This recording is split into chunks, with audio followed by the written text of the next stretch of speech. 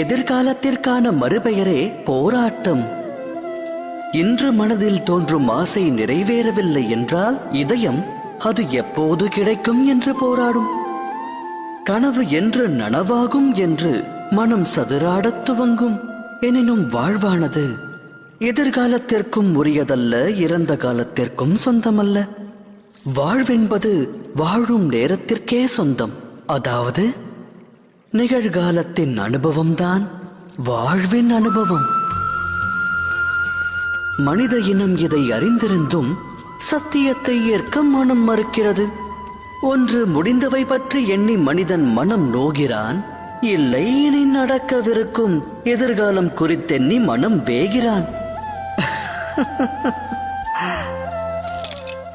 இறுதியில் வாழ்வை தொலைக்கிறான்.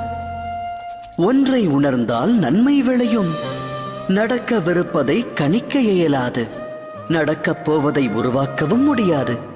நடப்பதனைத்தும் இனிமையானதென்று மகிழ்ச்சி கொண்ட மனதோடு வாழ்ந்து வருங்காலத்தை எதிர்கொள்ளலாம். நிகழ்வது முன்னரே நமக்கு தெரிந்தால் பின் வாழ்வில் சுவாரஸ்யம் ஏது? சிந்தித்து செயலாற்றுங்கள்.